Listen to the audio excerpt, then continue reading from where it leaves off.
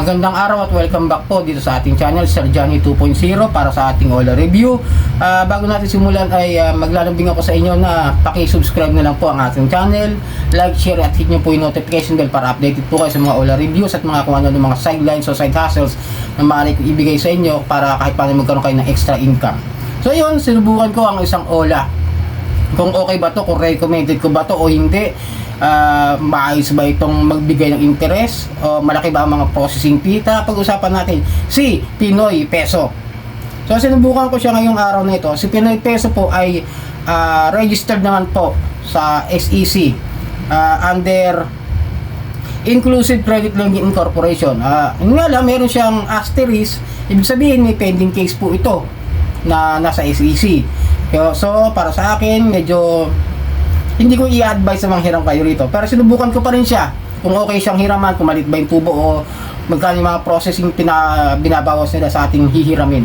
So yun, pumasok na tayo at yun nga, allow Pinoy Peso to take pictures and record video. Okay, only this time, doon pa lang, di ba? Ina-allow na natin yung apps na ito para kumuha ng mga pictures at mga mag-record sila ng mga video sa atin at kukunin nila sa system nila.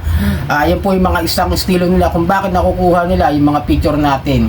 Dahil minsan ginagamit din nila sa kung saan na sasabihin data safety raw nila yon para sa atin. Okay? And then location access. And then pagbungad pa lang 10,000 na raw yung ating credit limit at term niya is 120 days at low interest rate. Play tayo ngayon, sinubukan natin siya at yan nga. Okay, identity information. Una po papasok dyan sa inyo ay kung anong ID type ang gagamitin. Aking ginamit ko po ay ang UMID.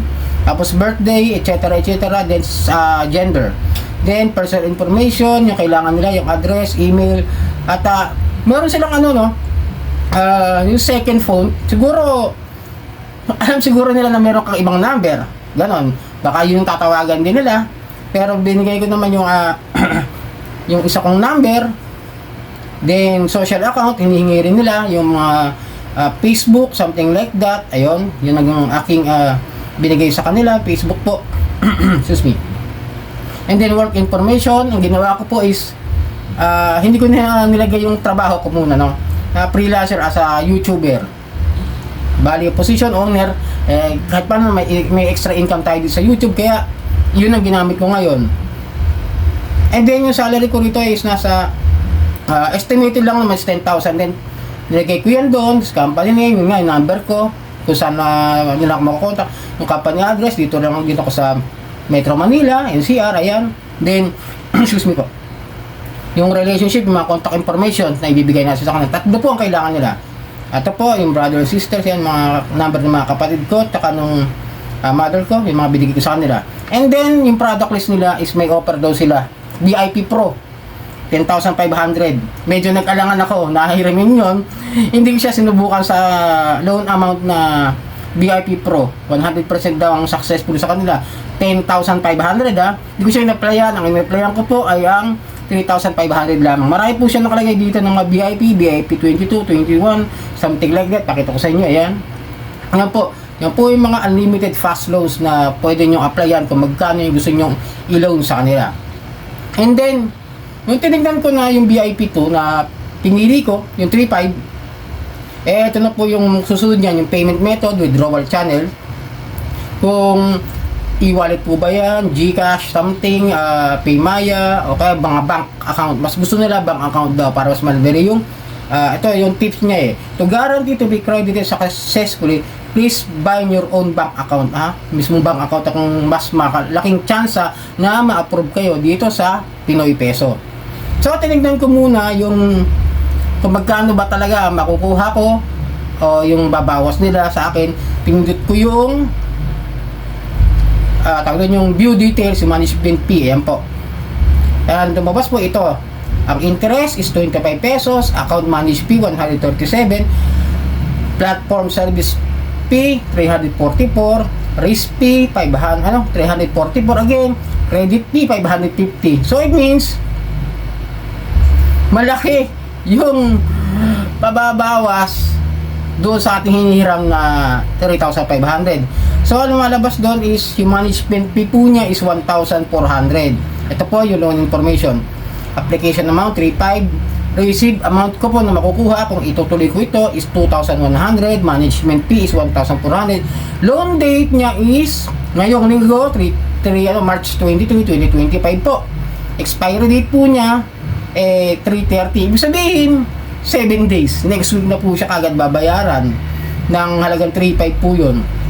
So yun, pero may tinignan ako kasi sa ito nakasulat na I have read and agreed with lending policy. Ano nakalagay po doon, pinindot ko po yun ng loan agreement ng Pinoy policy ay ng Pinoy Peso lending policy. In order to protect lawful rights and interests of you, please carefully read and abide this loan agreement.